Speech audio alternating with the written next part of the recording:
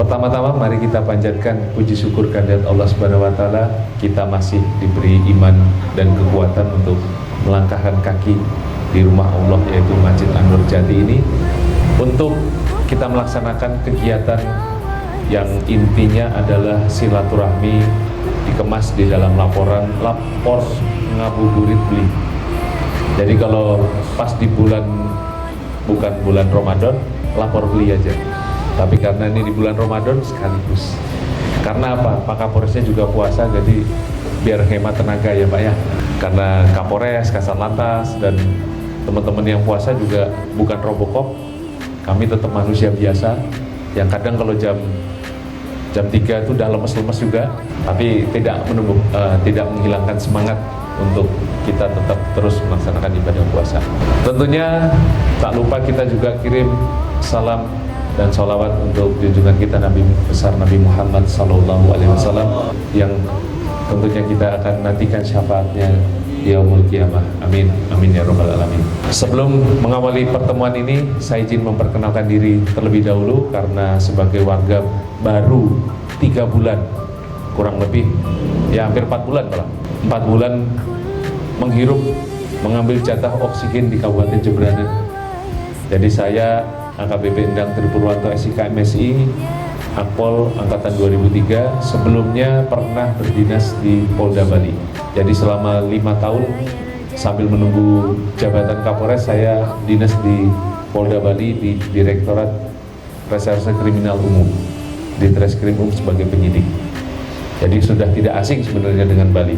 Di sini lapor ngabuburit beli ini adalah salah satu program dari saya selaku Kapolres untuk mendengarkan keluhan-keluhan masyarakat terkait dengan permasalahan Kamtibmas, Kamsaltib Carlantas atau permasalahan apapun. Sehingga silakan jangan sungkan-sungkan ngomong ada Kapolres, ada Kapolsek, ada Kasat Lantas, ada beberapa pejabat Polres. Sampaikan saja masalah-masalah yang dihadapi yang mungkin ada kendala, tapi kalau nggak ada kendala ya kita lanjut. Mungkin penyampaian-penyampaian terkait dengan kejadian-kejadian Kamtibmas supaya jangan sampai terulang kembali, bahkan keluarga kita atau tetangga kita, saudara kita menjadi korban karena kecerobohannya. Ada 2 hal. Tadi terkait dengan peringatan Hari Besar Islam, PHBIA. Jadi kalau memang ada surat ke Polsek atau ke Polres untuk minta bantuan pengamanan, tentu akan ada plotting personil pengamanan. Saya kasih gambaran, di Polres Jemberana itu 750 orang jumlahnya. Tapi itu sudah tersebar dari Pekutatan sampai Gilimanuk. Untuk pengamanan Lebaran kita konsentrasi ada di Gilimanuk. Karena apa? Arus mudik fokus di sana.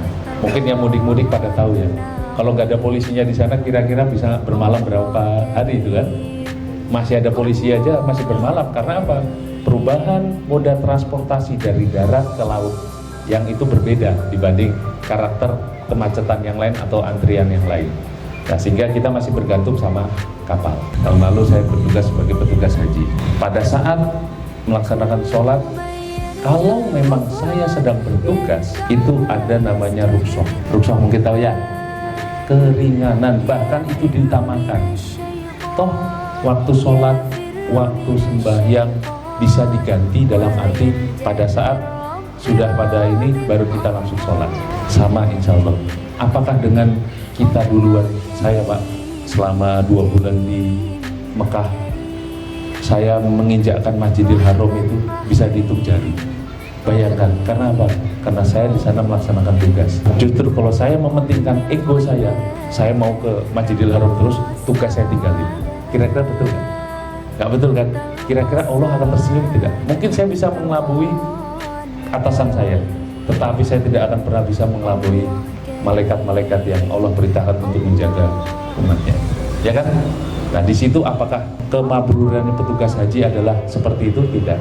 Nah, sehingga nanti saya kasih gambaran kepada teman-teman Banser, kalau memang diniatkan Bapak untuk mengambil pahala di situ, toh setelah itu nanti bisa sholat, pasti akan ada keutamaan dari Allah yang membuat Allah akan tersenyum. Kalau memang tadi kendalanya adalah Banser masih tetap ikut sholat dan sebagainya. Untuk yang kedua, yaitu Pak, boleh nggak mudeng sama ini? Sekarang saya kembalikan, apakah kita beribadah itu hanya diajarkan untuk hablum minallah? Saya bertanya pada bapak-bapak, bukan?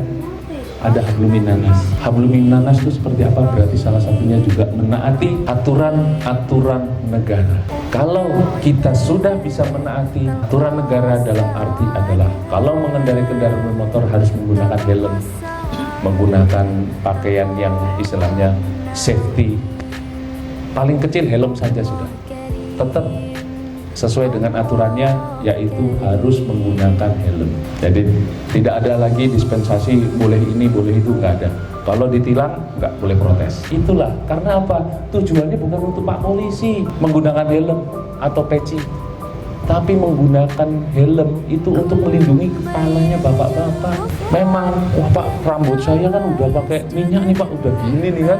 Nanti kalau pakai helm siapa ya? Jalan kaki malah lebih utama. Karena justru jarak itu makin panjang jaraknya, satu langkah kanan itu menambah pahala, satu langkah kaki kiri merontokkan dosa. Kalau kita yakin, ya kan Pak?